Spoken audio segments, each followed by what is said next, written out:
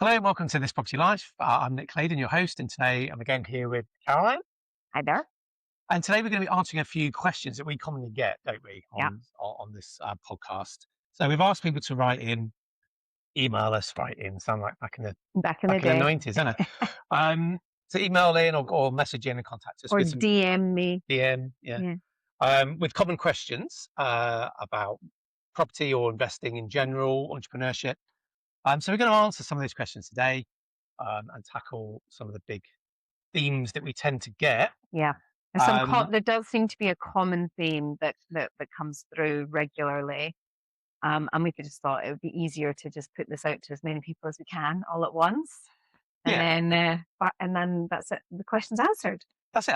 I guess two of the biggest questions that we get, most common things we get is how do people build big portfolios, That's a big one. right? And how do I get started? Yeah. What do I actually need to do? So I think, and how do I scale it up? I think is another one. Maybe somebody maybe bought one or two properties, Yeah. feel a bit stuck, and how do we kind of move on from that? I think I remember that was one of my biggest questions, because when we first actually decided that our recruitment business was dead in the water in 2008, and I had one rental property, and it was by complete fluke. It was a flat I used to live in. Rented that out, and I thought, right, well, the recruitment business is dead. Let's do property properly. How do you get 20, 30, 40 properties? because it was a friend of yours. You knew a guy. Yeah, I knew a guy that had like 30. He had about 30 properties, and that just blew my mind at the time. I thought, how on earth, he must have had so much money. Yeah. And I'd actually asked to meet him in a pub once, and he said, well, what you do is you pull the equity out of the one that you've got, and then use that as deposits for the next. And I remember feeling really uncomfortable with that answer, because my dad had taught me, pay mortgages off as quickly as possible. You want to pay your debt down. So I was like, well, that's not an option for me. And then, it must have been a year, 2 years later that we found ourselves then saying the same thing. Well, I've got to pull equity out, and I don't want to have to completely rinse and be up to my eyeballs in debt. How does this all work? That was the thing. I remember we were wrestling this problem. Like, okay, great, I get property. I'm really interested in property. Really know that that's what we want to do. But how does someone go and buy 20? It just seemed impossible. Yeah, well, because we'd taken about 10 years between us to do about 7.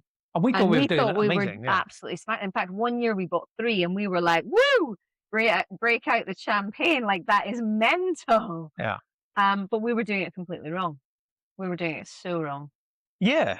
We were looking at the wrong thing, the wrong type of property. We didn't have a strategy. It was just like, it was numbers of properties for us. Well, I think we all, and we touched on this in last week's episode. We talked about type of property, and I think the default position was, and everyone referred to flats in Edinburgh. This guy had 30 flats in Edinburgh. Yeah, it was all about flats, and that was the default position.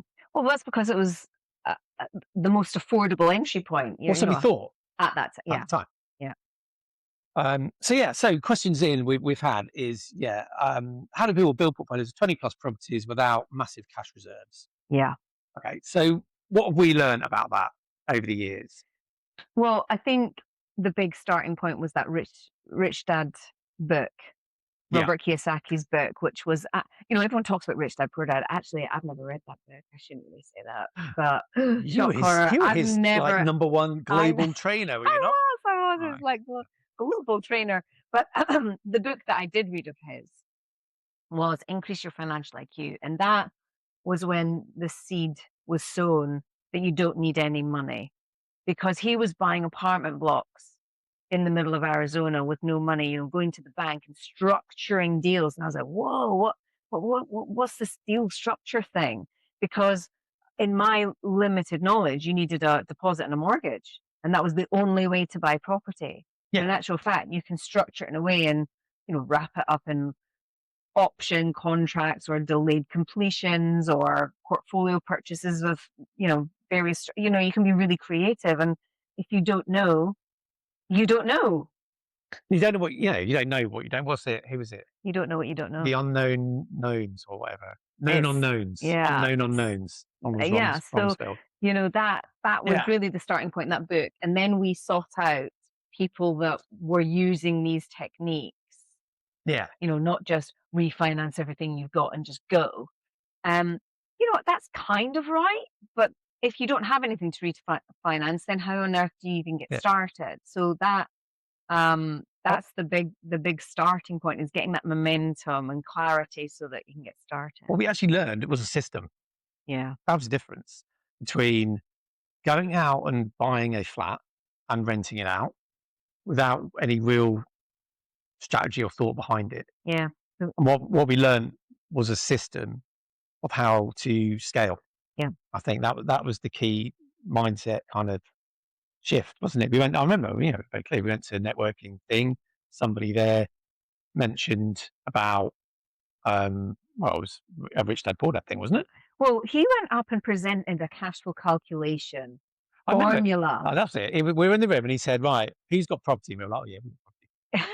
And it was said, right, are you making money? And we were like, yeah. We think. Yeah. Not looking at it that closely. And then he kind of wrote on board about what's the rent, what's the, are you I assume you're factoring in your expenses. We're like, yeah, are we? Yeah. Anyway, it kind of proved that we didn't really know. The cash flow calculation he showed, we were like, oh, that's a different level. Yeah. Actually, we're not doing it that way. And he was like, oh, and if you're interested in this, there's actually a presentation coming to Edinburgh on Thursday night. It's free. So we were like, cool, let's go along to that. And then that presentation, which was about 2 hours, was talking about lease options and scaling and different strategies. And I was like, bloody hell, like maybe this is all the stuff that we hadn't figured out. I, of course, is Mr. Cynical going, oh, they're just trying to sell us courses and blah, blah, blah. And guess what? They did. They did, yeah. They sold us a course, £1,000 that we didn't have, and we went along. And it was months and months after that the course actually happened. And that's when really things... I remember us turning up thinking, have we just been totally scammed out of we were like, is it even going to be on? Is this course even happening? And my question was, if I don't learn anything, do I get my money back? Yeah. But no, I thought that was a real turning point, that learning the system. It was a system. And like them talking about strategy and them talking about, well, what's your end point? Like, how much money are you trying to make on a monthly basis? And then working backwards from that. That was not what we had. No, I think that kind of mindset gone from like property is a bit of a sideline, a bit of a, we own a flat and we rent it out. And I think for a lot of people, that is a goal. I've got a rental. In fact, we talked to somebody last week when we were out in Common. Remember? And he was like, yeah, I've got a flat. That's my pension. I've got a flat. There's one flat rented out. Oh, that's right. Yeah. If I was like, okay, that's fine. Back in the 80s, 90s and 2000s, people having, a rental property as a pension was kind of like, ooh, they've got it. Like they're sorted. Yeah, they're good. And then, of course, Clause 24 came in where the tax changes really slabbered them. Yeah. And then suddenly it's like, oh, God, property's dead. Nobody's doing that anymore. Everyone's coming out. In fact, I know I'm going off on a tangent now, but yeah, I'm gonna have to rein me in. I know. But on some of my social channels, I've had people like really abusing me, being a scumbag landlord, and how I am the root of all slumlord. I'm the root of all housing crisis. Yeah, it's the scumbags, me. And actually, back in, I don't know, maybe 7 years ago, I really shied away from social media because of that. But now I like embrace it and smirk and go, great, let's have this fight. I want to have this fight. Yeah, but anyway. Right, reining you back in. Rein back in, back on track. Come on, Clayton. Systems. Sort it out. Yeah, right. system. So what we learned was how to go from like 0 properties to 10, 15, 20 properties. It wasn't about how much money you had. It was about what systems that you learned or what system you had. And that is what we took from that was it's doable, but you have to treat it professionally and you have to work that. Yeah, this is new to us. You're buying something that needs to be renovated, that you can increase the value. You can then get a new mortgage, refinance, and pull out your deposit, and then that deposit recycles. And that kind of blew our minds at the time, I think. Yeah. Well, when you say system to me, I just think about computers. Oh, it's a computer system. Well, but actually, then somebody kind of named it BRRR, blah blah blah, and it's just like, yeah, that's what it is. That's the system, isn't it? that is a system. That is it. Yeah, and that's what and you we learned. repeat. It's got to be Correct. repeatable. You don't deviate from it. You continue along the same vein. And Yeah. then the only thing you adjust is maybe your investment area and your strategy, but it's exactly the same process or system that you use. And I think a lot of people maybe get into property thinking it's about the property. I've got a flat, and then talk about what income it generates or what the end goal is with that. What is the plan with it? It's just, oh, that's my pension. It's a flat over there, and yeah, that'll sort me out. It's like, well, how? And you know, there's more to it than that. What we learned was this number of properties is actually quite relevant, really. Yeah. It's about what the cash flow of those is, and that does require the system. You need to know what you're actually trying to achieve here. Some people think, oh, I need to have 20 flats. You go, well, properties. You go, well, do you? Because you maybe want to, replace your monthly income that's £3 or £4 a month, then you probably don't. Yeah. Need 20. Yeah. If you buy the right thing in the right place. Well, this is the challenge, right? If people are thinking 20 to 30 properties is what they need, that just seems so far away from where they're at right now that they don't even start because it just is too big. It's too big. And actually, if you break it down and say, what would an extra £1,000 a month mean to my life? Okay, that means I can't leave my job, but it means maybe I'm going on slightly better holidays, or I'm maybe shopping in Waitrose as opposed to Lidl, or whatever it might be, right? What does an extra £1,000 mean? Yeah. And then focus on that as a little bite-sized chunk. And then once that's achievable, we've done it once, we can do that again. So then what does £2,000, 3,000? And then that's actually when it gets exciting because they can see and feel the progress being made. And yes, there's lots of bumps along the road. Yeah, absolutely. I think the overwhelming thinking, right, how do I get to 20? Is like, well, firstly, you probably don't need 20. Yeah. Second, it's actually just really about doing the first one, but in the right way with the system. You systemize it, get the first one done, and then it's really about what 1 to 5, and think, well, what would 5 give me? Maybe that might give you. Well, do you want to dive into the actual system? I mean, you're talking about the system as if it's a mythical creature. Like, what is it? Okay, so the system would be, firstly, think about what strategy that you're doing. So there's lots of ways of making money in property. You're buying something that you can rent out. You might be buying something you flip. You might be seen on YouTube about HMOs or service accommodation, all these things. But firstly, just bring it back. If you're starting out, bring it back to basics. You're talking about straightforward rental properties for families. That's what you're looking for. And the system really is buy something that needs to be renovated, try and get it as a keen a price as you can, having worked out what the property is going to be worth when you have renovated it. So essentially, you start with the end in mind. What is the property worth when I've renovated it? You work it all backwards.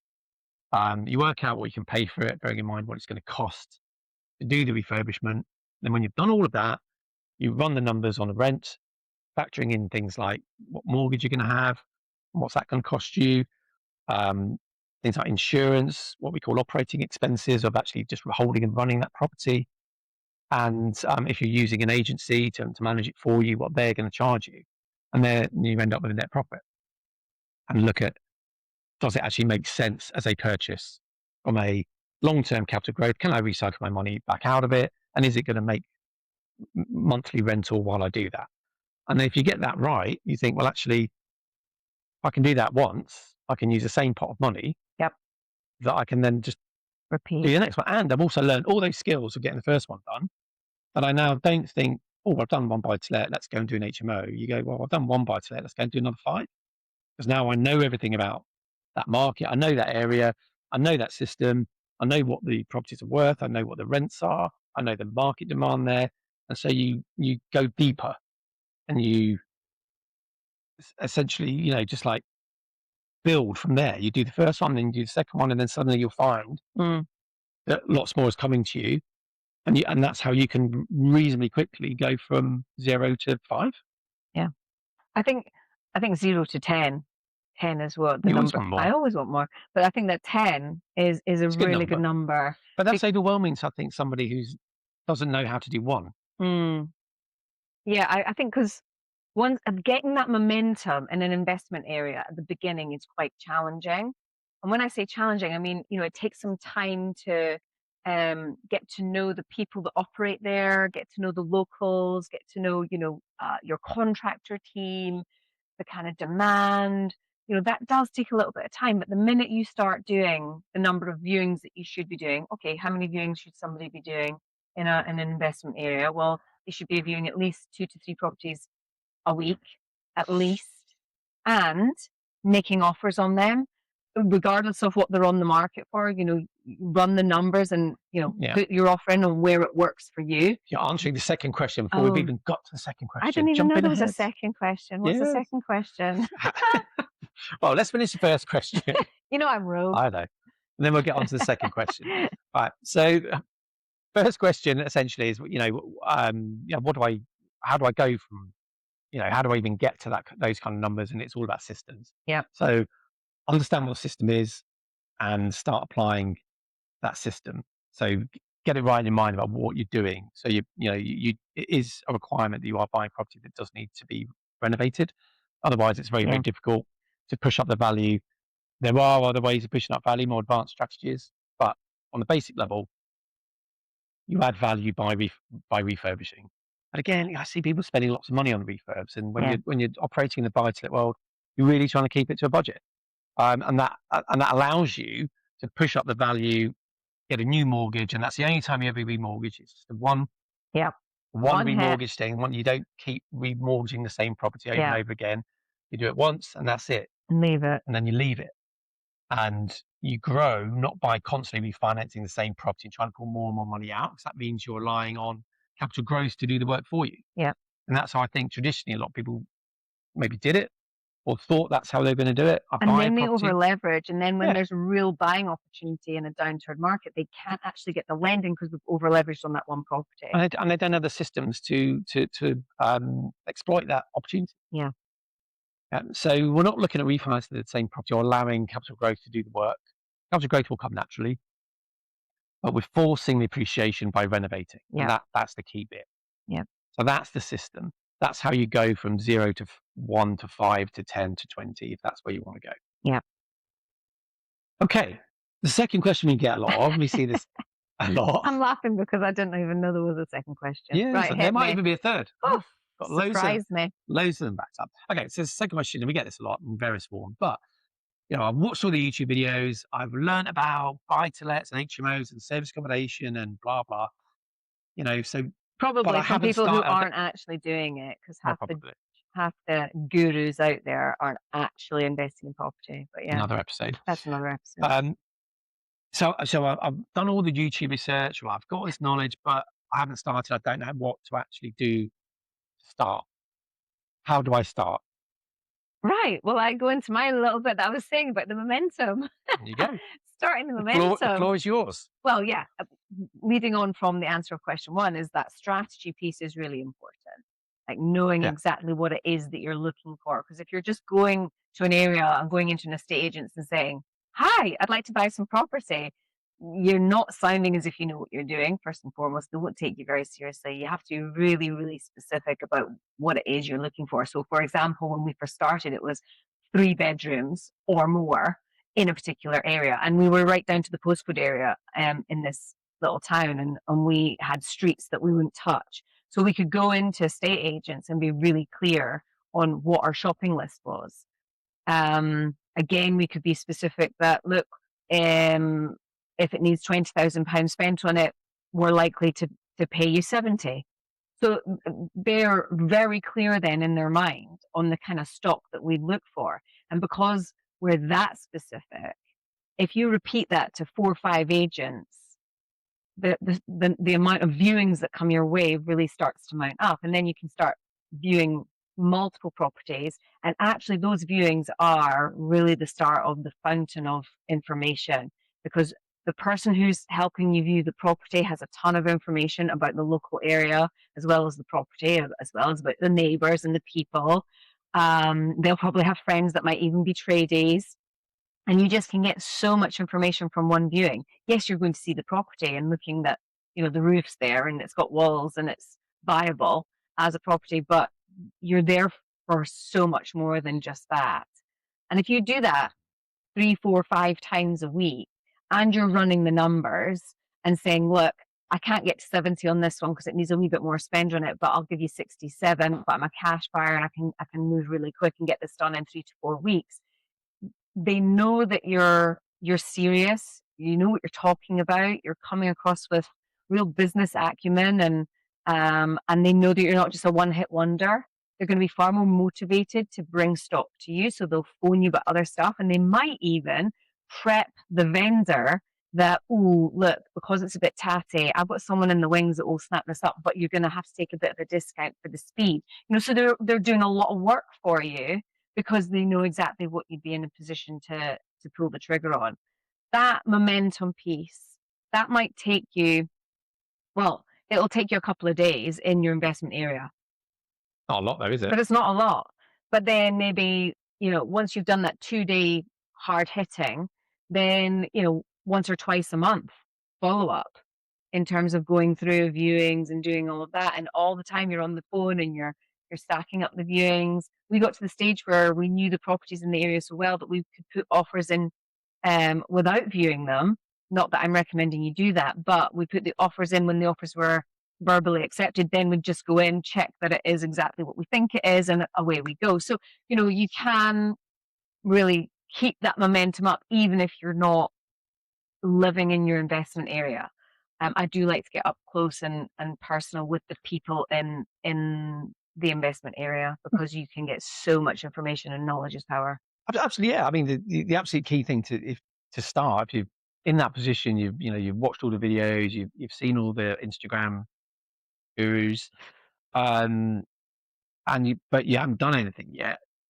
The simplest one is literally go out and book some viewings and go and see some houses. Yeah. Whenever I remember, whenever we were stuck, or whenever we made a decision, and we did that quite relatively recently, it was like, right, okay, this year, back to basics, we're going to do some more buy to lets. Brilliant. Yeah. We were really excited about that. Yeah. What's the first thing we did? Get onto Rightmove, and contact some of the agents that we knew before, see what's out there, and there was stuff out there, and like immediately booked some viewings and off we went. We've had offers rejected. So I guess this is the thing. I have people messaging me saying it doesn't work. I can't. I've been trying to do it for ages, and I can't get a deal. So I say, how many viewings have you done in the last 2 weeks? Normally that's 0. So there's your answer there. The next thing is all my offers get rejected.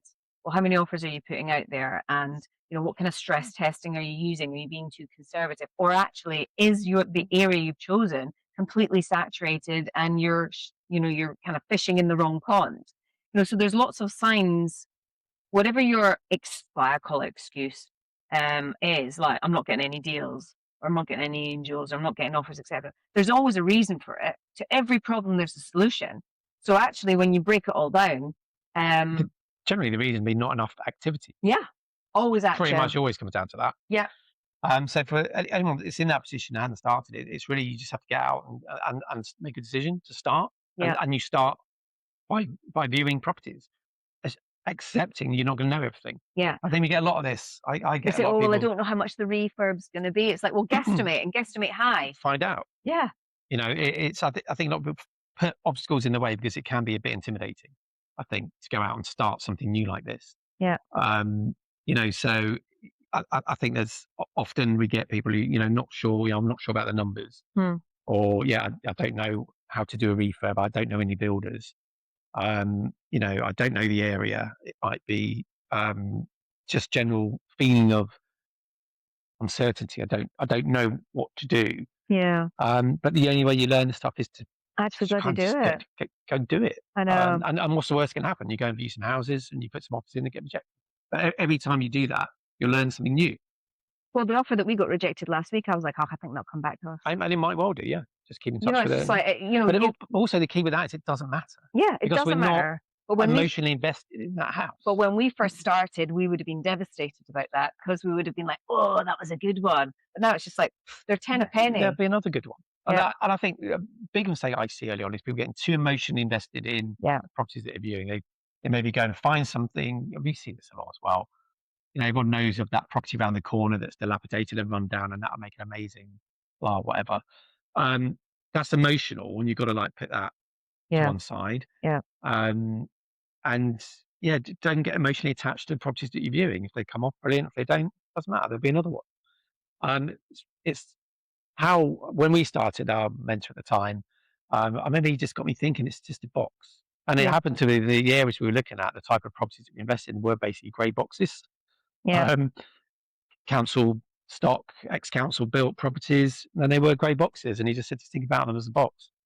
It's a box, and you fill it, you make it nice. Somebody comes in and rents it, and then it becomes a number on a spreadsheet. I And that remember, was a really good way of thinking yeah, about it. that was a good thing because I remember when our trainer said that he'd support us, I'd send emails, big descriptions, big context and everything, and he would come back always with one little sentence, "Where's the money? Exactly what you're going to say. Yeah. Where's the money?" Where's money? Where's the I'm like, cash? Where's the "Oh," cash? because again, if you're too deep in it, you sometimes lose complete focus on what it's all about. It Just was to, like, "Where are you making the money in this then?" exactly. That's to clarify, just when listening. When he said that, what did he mean? Yeah, it was, "Where are you making the money here?" Not, "Where's your money to invest?" Is, "Where's the money in this deal?" Yeah. How is it making money? Is it going to cash flow? Is it a flip? How much profit you're going to make from it? It was not about whether it's a lovely house with 3 bedrooms and blah. It's irrelevant. Yeah, It's I like, know. does I would it go make into money? great detail about the cul-de-sac and the garden Yeah. and the primary school down the road, and da, da, da, da, and he's just like, Does it make money? and in fairness, and when I'm supporting our clients, I'm like, look, I just need to know what's the end value, what's the rent, and how much is your refurb. Those are the only three numbers I care Pretty about. much. Yeah. I mean, we can do a full I think analysis on that. I think what it looks like. I mean, commercial property is slightly different, but Price is different, yeah, but in terms of buy to let, it's basically make sure you're looking the right thing in the right place. Follow the system. There is a system. yeah. It works and it allows you to scale. So to answer both these questions, that's how you scale. Follow the system. You've got to take the action But though. then, yeah, there's The action. no point spending hours and hours a week or day going down YouTube rabbit holes and looking at 15 different investment gurus about what to do. Is literally learn the system. It's not difficult. It's not particularly complicated. Yeah. But then you've got to get out and actually just start doing it. Do it. Yeah. Get feet on the ground, go and review properties. And if it doesn't work in that area, move on to another area. Don't get emotionally invested or attached to areas, properties, anything else to do with it. It's just very much, it's a grey box and it's a number on a spreadsheet. Yeah. Brutally cold, but that's the way. That's how business is. That's how you do it. And if someone's investing because they want, if it is an emotion, some people invest because it is an emotional thing. They want to have this little cottage that's rented out and does all these lovely things. That's fine. Different thing. But we get people going, how do I go from 0 to 20? That's how you do it. Yeah. There we go. Simples. Right. So how does anyone find us if they want to connect with us? Well, firstly, if anyone wants to looking for a network of other like-minded investors they can get involved with, where you can get help and support, Property Wealth Club. There's a link in the description below. You can come join us. We run in-person networking events. We've got one coming up in April. 25th of April. And we do online networking, and it's a big community of people who are actually active investors. You get help and advice. Yeah. So do come and check us out. Yeah. There's always really, really interesting topics that come out of that.